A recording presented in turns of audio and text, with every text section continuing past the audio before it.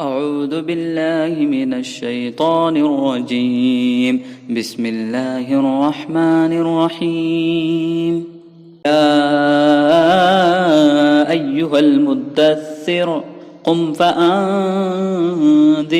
وربك فكبر وثيابك فطهر والرجز فهجر ولا تمنن تستكثر ولربك فاصبر فإذا نقر في الناقور فذلك يومئذ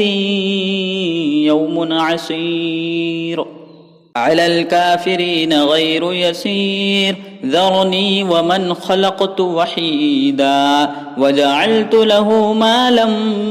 ممدودا وبنين شهودا ومهدت له تمهيدا ثم يطمع أن أزيد كلا إنه كان لآياتنا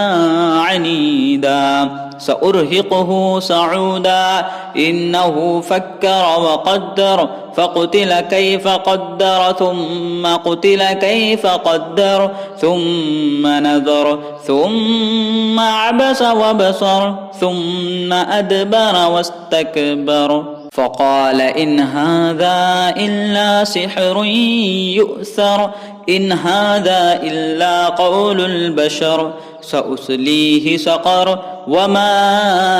أدراك ما سقر لا تبقي ولا تذر لواحة للبشر عليها 19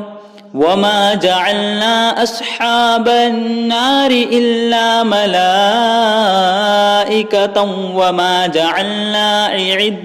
وما جعلنا عدتهم إلا فتنة للذين كفروا ليستقين الذين أوتوا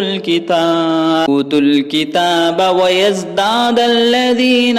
آمنوا إيمانا ولا يرتاب الذين أوتوا الكتاب والمؤمنون وليقول الذين في قلوبهم مرض والكافرون ماذا أراد الله بهذا مثلا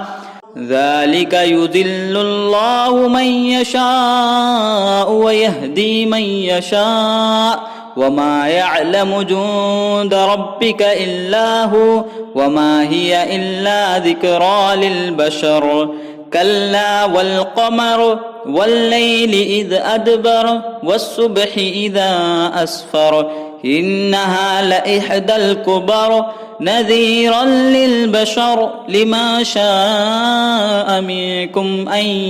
يتقدم أو يتأخر كل نفس بما كسبت رهينة إلا أصحاب اليمين في جنات يتساءلون عن المجرمين ما سلككم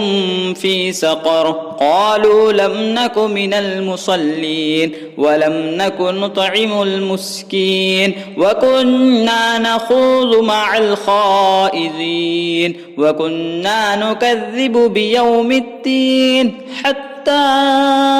أتانا اليقين فما تنفعهم شفاعة الشافعين فما لهم عن التذكرة معرضين كأنهم حمر مستنفرة فرت من قسورة بل يريد كل امرئ منهم أن يؤتى صحفا منشرة كلا بل لا يخافون الآخرة كلا إنه تذكرة فمن شاء ذكره وما يذكرون إلا أن يشاء الله هو أهل التقوى وأهل المغفرة.